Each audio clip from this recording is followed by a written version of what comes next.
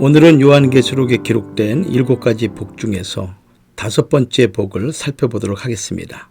하나님 말씀은 요한계시록 20장 4절에서 6절까지 말씀입니다. 또 내가 보자들을 보니 거기 앉은 자들이 있어 심판하는 권세를 받았더라. 또 내가 보니 예수의 증거와 하나님의 말씀을 인하여 목배임을 받은 자의 영혼들과 또 짐승과 그의 우상에게 경배하지도 아니하고 이마와 손에 그의 표를 받지도 아니한 자들이 살아서 그리스도로 더불어 1000년 동안 왕노릇하니 그 나머지 죽은 자들은 그 1000년이 차기까지 살지 못하더라. 이는 첫째 부활이라. 이 첫째 부활에 참여하는 자들은 복이 있고 거룩하도다.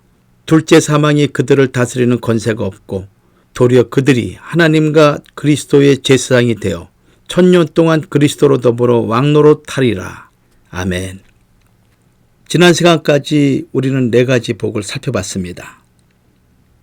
요한계시록에 기록되어 있는 이 7가지 복은 하나님의 구속 경륜 속에서 사탄과 죄인들과 죄에 대한 하나님의 심판 속에서 택한 당신의 백성들에게 주시는 하나님의 축복인 것입니다. 이 복들은 서로 유기적으로 연관성을 가지고 있고 또 생명나무에 나아가며 문들을 통해서 거룩한 성에 들어갈 때까지 이 복들은 연속적으로 진행되는 복이기 때문에 미말에 살아가는 성도들이 반드시 7가지 복 중에서 하나도 빠짐없이 받아야 되는 복이라 할 수가 있습니다. 본문의 내용은 그리스도의 역사적 재림과 최후 심판에 대한 계시가 기록되어 있습니다. 그 내용으로는 사탄의 결박과 강금 그리고 1000년 왕국에 대한 계시를 기록하고 있는 내용입니다. 계시록 20장 1절과 3절의 내용은 한 천사가 무저갱의 열쇠와 큰 쇠사슬을 가지고 하늘에서 내려와 사탄을 잡아서 1000년 동안 결박하여 무저갱에 감금하는 계시를 기록하고 있습니다. 또 계시록 20장 4절에서 6절까지 내용은 사단이 무저갱에 감금되어서 1000년 동안 성도들이 이 땅에서 그리스도로 더불어 왕노릇하는 계시를 기록하고 있는 것입니다. 5번째 축복인 첫째 부활에 참여하는 자의 축복을 우리가 살펴보기 전에 먼저 무저갱이라는 곳이 어떤 곳인가라는 것을 살펴보는 것이 중요합니다. 요한계시록에는 무저갱이라는 단어가 7번 언급이 되고 있는데 계시록 9장 1절과 2절 말씀, 11절, 11장 7절 말씀이나 또 17장 8절 말씀, 20장 1절과 3절 이렇게 7번 언급이 되어 있습니다. 이 무저갱이란 단어가 처음으로 시작된 말씀은 창세기 1장 2절 말씀을 보면 땅이 혼돈하고 공허하며 흑암이 깊음 위에 있고 하나님의 신은 수면에 운행하시니라. 여기 깊음이란 단어가 히브리어로 테흠이란 단어를 쓰고 있습니다. 깊은 바다라는 뜻으로 사용된 단어입니다. 깊이를 알 수 없는 밑도 끝도 없이 깊은 어두운 곳을 지칭할 때 사용하는 히브리어 단어가 테흠, 깊음이란 뜻이죠. 영적으로 얘기하면은 어둠의 상태에서 아무것도 깨닫지 못하는 상태를 말씀하고 있습니다. 무지 상태죠. 근데 이 테음이란 단어가 헬라어로 번역된 70인경에는 아비소스라는 단어로 번역되었습니다. 아비소스라는 단어가 신약 성경에 사용된 용례를 살펴볼 것 같으면은 지옥, 음부와는 달리 짐승과 사단이 잠시 동안 갇혀 있는 곳으로 말씀하고 있습니다. 누가복음 8장 31절 이하의 말씀 보면은 군대 귀신들이 예수님에게 간구합니다. 무저갱에 들어가라 하지 마시기를 간구하더니 여기 무저갱이란 단어가 헬라어로 아비소스인 것입니다. 또 계시록 20장 1절과 3절에 한 천사가 무저갱의 열쇠와 큰 쇠사슬을 그 손에 가지고 할 때 역시 이 무저갱은 아비소스란 단어를 사용하고 있습니다. 이 무저갱은 귀신들이 던져질 장소요, 사탄이 결박될 장소를 가리키고 있는 곳입니다. 두 번째로 우리가 살펴볼 단어는 천년왕국이라는 단어인 것입니다. 계시록 20장 1절과 2절 말씀 보면은 또 내가 보매 천사가 무저갱 열쇠와 큰 쇠사슬을 그 손에 가지고 하늘로서 내려와서 용을 잡으니 곧 옅뱀이요 마귀요 사단이라 잡아 1000년 동안 결박하여. 또 20장 4절 말씀 보면은 그리스도로 더불어 1000년 동안 왕노릇한다. 이 말씀을 근거로 천년왕국이라는 단어가 나온 것입니다. 천년왕국은 신구약 성경에서 가장 난해한 부분이라 할 수가 있습니다. 천년왕국에 대해서 살펴보는 이유는 이 5번째 축복이 천년왕국과 깊은 관련을 갖고 있기 때문입니다. 천년왕국의 시작은 계시록 20장 2절과 3절 말씀이죠. 용 곧 옅뱀이요 마귀요 사단이 하늘에서 내려온 한 천사에 의해 결박되어 무저갱에 던져짐으로써 천년왕국이 시작이 됩니다. 이 천년왕국에 대한 견해가 여러 가지 견해가 있는데 크게 3가지로 구분할 수가 있죠. 첫 번째는 무천년설입니다. 무천년주의라고 말하기도 하죠. 이것은 그리스도의 초림부터 재림 때까지의 전 기간을 상징하는 기간으로 보는 견해, 바로 무천년설인 것입니다. 사단은 그리스도의 부활로 결정적인 치명타를 입었기 때문에 성도에게 어느 정도 해를 끼치기는 하지만 결정적인 해를 입히지 못한다라는 내용이 이 무천년설의 핵심 내용입니다. 두 번째 설은 후천년설입니다. 후천년주의라고 말하기도 하죠. 문자적으로 천년으로 그리스도 재림 이전에 실제적인 천년왕국이 있다는 설인 것입니다. 이 설은 성경에 나타난 종말의 내용과는 많은 모순점을 안고 있기 때문에 별로 중요하게 여기지 않고 있습니다.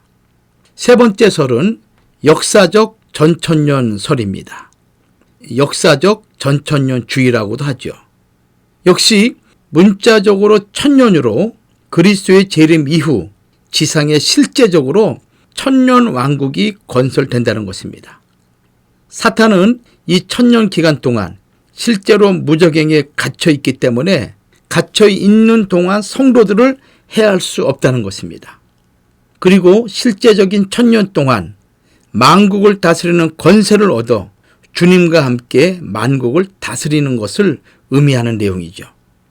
이 역사적 전천년설은 초대교회부터 기독교 초창기에 해당하는 1세기부터 3세기 동안 지배적인 이론이었습니다.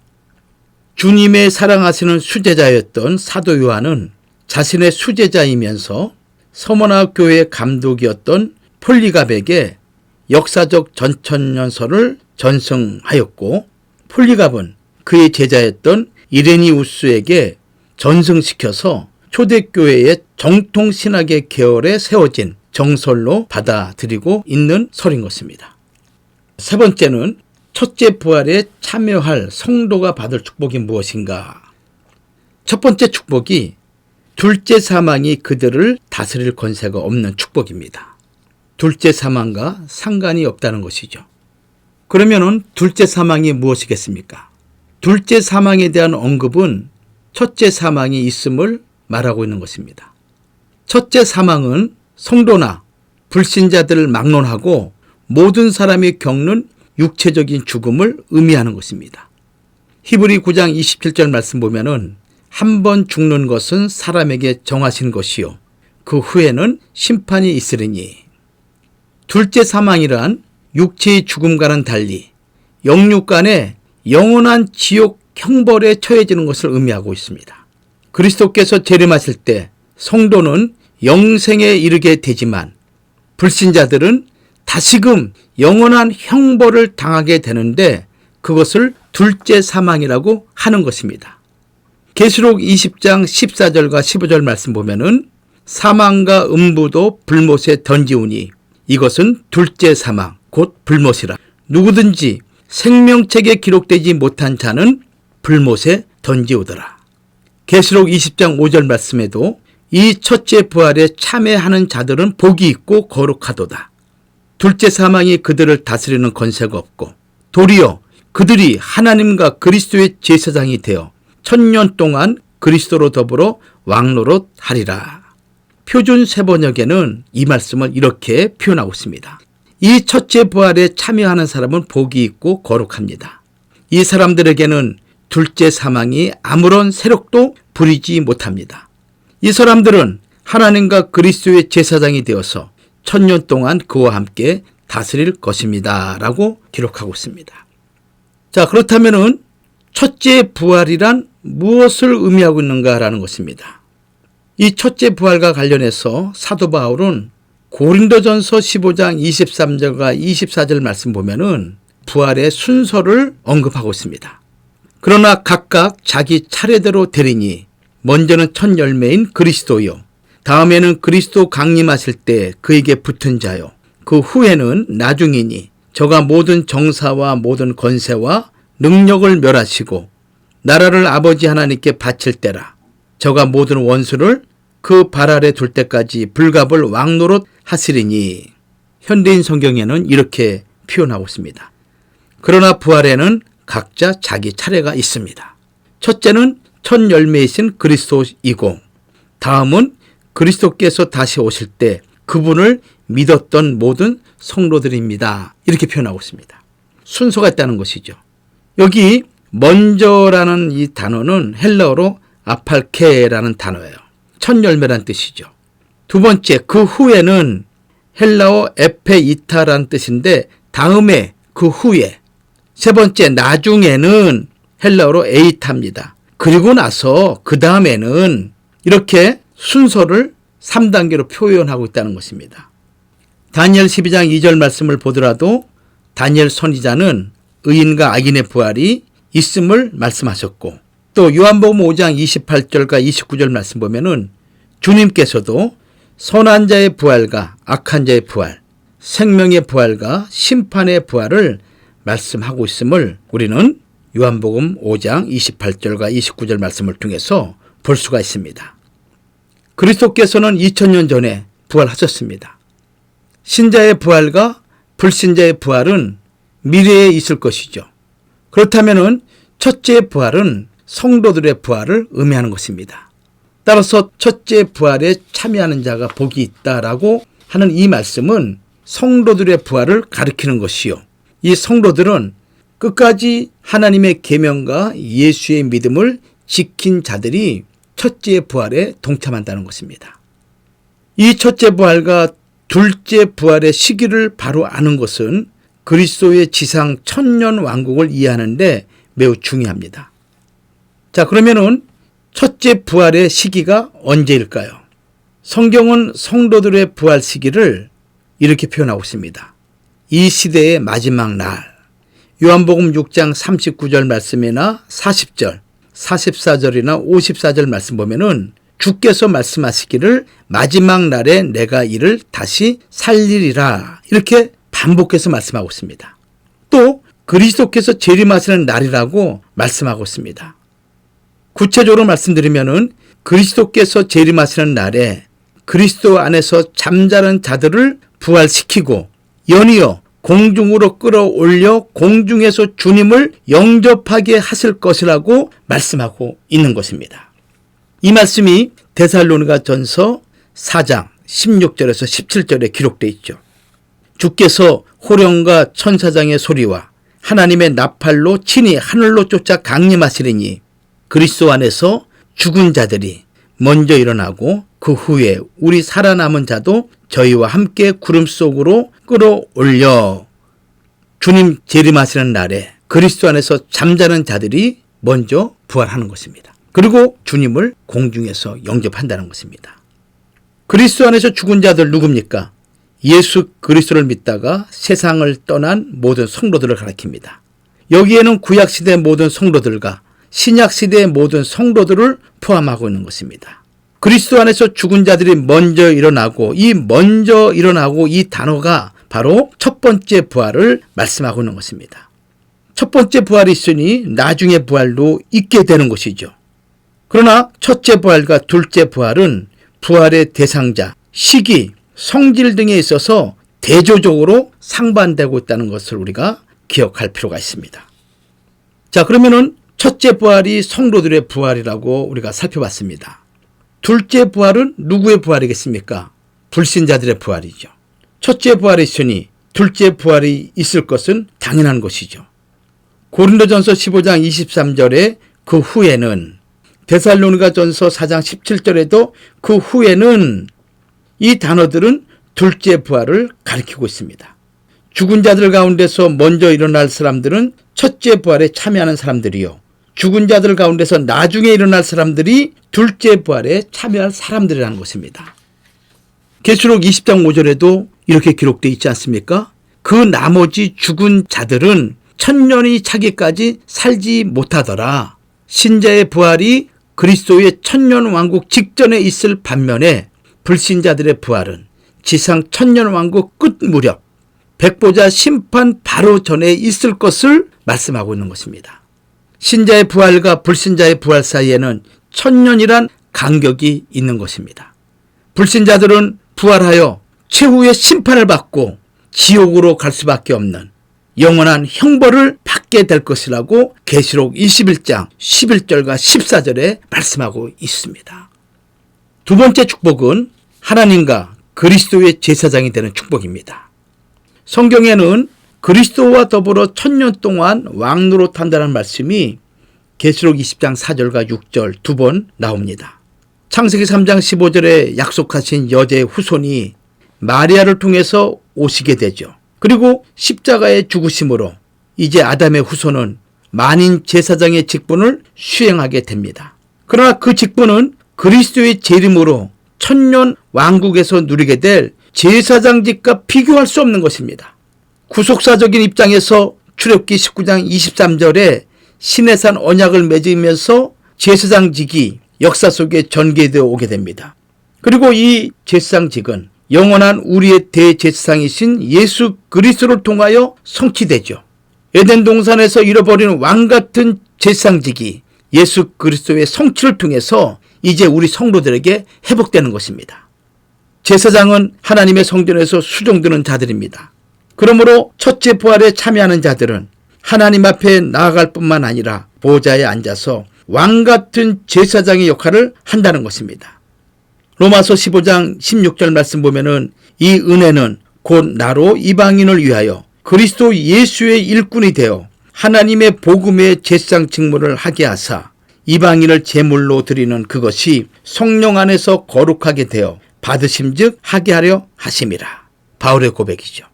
베드로전서 2장 5절에는 너희도 산돌같이 신령한 집으로 세워지고 예수 그리스도로 말미암아 하나님이 기쁘시게 받으실 신령한 제사를 드릴 거룩한 제사장이 될지니라.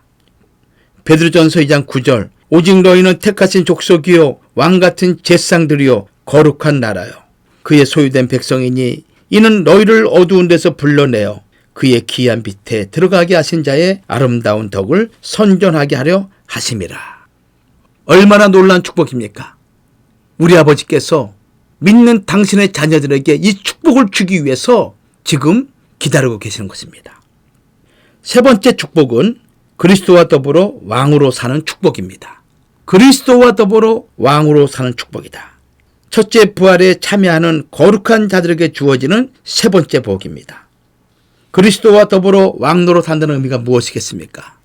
4절 말씀 봤더니 또 내가 보좌들을 보니 거기 앉은 자들이 있어 심판하는 권세를 받았더라. 거기 앉은 자들, 이들은 그 영혼이 이미 천국에 가 있는 신자들을 뜻합니다. 그들이 심판하는 권세를 받았더라는 말씀은 모든 기독 신자들은 예수님께서 최후 심판을 실시하실 그때에 그 심판주와 함께 왕노릇하며 그들을 심판할 권세를 부여받고 있음을 뜻하는 것입니다. 사도 바울은 고린도전서 6장 2절과 3절에 이렇게 말하고 있지 않습니까? 성도가 세상을 판단할 것을 너희가 알지 못하느냐? 세상도 너희에게 판단을 받겠거든 지극히 작은 일 판단하기를 감당치 못하겠느냐? 우리가 천사를 판단할 것을 너희가 알지 못하느냐? 그러하거든 하물며 세상 일이랴. 하나님께서 성도들에게 세상을 판단할 권세를 주신다고 말씀하고 있습니다. 천사조차도 성도가 판단한다는 것이죠. 그런데 그처럼 세상을 심판할 성도들 가운데 예수의 증거와 하나님 말씀을 인하여 목배임을 받은 자의 영혼들이 있다고 했습니다. 이것은 바로 순교자들을 가리킨 것이죠. 이 순교란 두말할 것 없이 신자로서의 최고의 충성이며 순교자라는 이름을 받게 되는 것은 주님 앞에서 최고의 영광이라 하는 것입니다. 이들은 하나님의 어린 양이 백마를 타고 심판을 집행하는 일에 동참하며 주의 참되고 의로운 심판을 감사하고 찬양하는 자들인 것입니다. 그리스도와 더불어 왕노릇한다는 의미는 예수 그리스도와 함께 심판한다는 의미를 포함하고 있는 것입니다. 또 그리스도와 더불어서 왕노릇한다는 것은 예수 그리스도와 함께 산다는 것을 의미하는 말씀인 것이죠.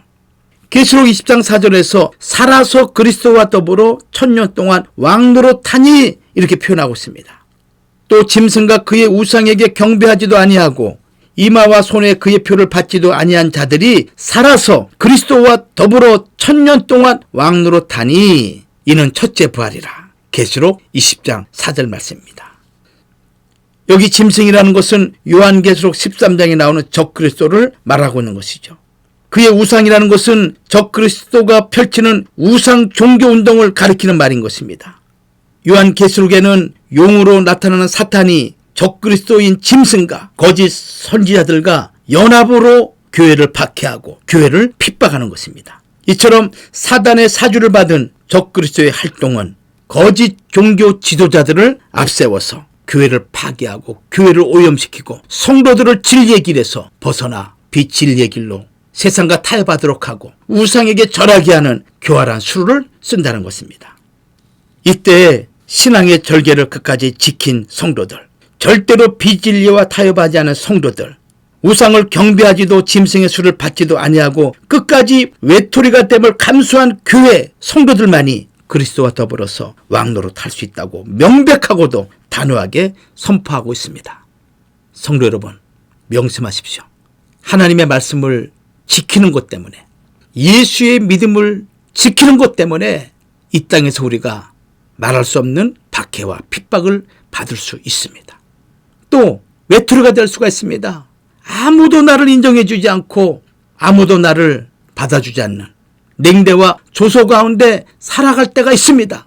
그러나 하나님이 우리와 함께 계시고 우리 주 예수 그리스도가 우리와 함께 하시기 때문에 우리는 넉넉히 이 모든 것을 이겨나갈 수 있을 줄 믿습니다. 이들은 예수 그리스도의 왕 되신 영광에 참여할 수 있는 축복을 받은 자들인 것이죠. 첫째 부활에 참여하는 자들, 구원의 확신과 영생의 소망이 확실한 성도들입니다. 하나님과 그리스도의 제사장이 되어 그리스도와 더불어 왕노릇 한다고 말씀하고 있습니다. 이것은 참된 성도들만이 그 천년 왕국에서 그리스도와 더불어 왕노릇을 하게 되는 현실적인 내용을 강조해주는 말씀입니다. 제사장이란 하나님을 모르고 사는 이 악한 세상 앞에서 하나님을 믿음으로써 거룩하고 선하게 사는 생활이 어떤 것인지를 보여주는 사람입니다. 신약시대의 모든 성도들에게 주어진 가장 고귀한 직분이 바로 왕같은 제사장 직분인 것입니다. 베드로전서 2장 5절에 사도 베드로는 너희도 예수 그리스도로 말미암아 신령한 제사를 드릴 거룩한 제사장이 될지니라 이렇게 명령하고 있는 것입니다. 하나님의 거룩하심이라는 것이 무엇인지를 이 제약이 관영한 불신 세상 앞에서 정확하게 보여줄 줄 아는 이 시대의 제사장이 되어야 하는 것을 우리에게 말씀하고 있는 것입니다. 교회나 사회에 무슨 세속적인 영향력을 과시하는 존재가 되라는 뜻이 아닌 것입니다. 빛이 되라는 것입니다. 하나님과 그리스도의 제사장이 된다는 것은 오직 교회와 신자가 영적으로 세상을 리드하고 변혁시키는 왕같은 제사장이 되어야 함을 가리키고 있습니다. 결론입니다. 누가 왕노릇하는가? 순교자들입니다. 복음을 위해서, 하나님의 영광과 거룩하신 이름을 위해서 순교한 자들. 자금 이후로 주 안에서 죽은 신앙의 정절자들인 것입니다. 누가 왕노릇합니까? 짐승과 우상에게 절하지도 않고 이마와 손에 그의 표를 받지도 않는 자들, 이들이 바로 하나님의 나라에서 왕노릇하는 자가 된다고 성경은 말씀하고 있습니다. 바로 없기는 세상은 점점 가면 갈수록 악한 자들이 득세하고 죄악이 간영하고 강포와 폐괴가 가득 찰 것입니다. 진리를 찾을 수가 없을 것입니다. 하나님을 믿는 자들이 핍박을 받을 것입니다. 그럴 때일수록 우리는 생명책에 기록된 하나님의 성도들답게 하나님의 말씀을 지키고 예수의 믿음을 지키는 거룩한 성도들이 되어서 우리 모두가 첫째 부활에 동참하는 믿음의 역사가 있기를 주의 이름으로 축원합니다. 다음 시간에는 6번째 축복에 대해서 살펴보도록 하겠습니다.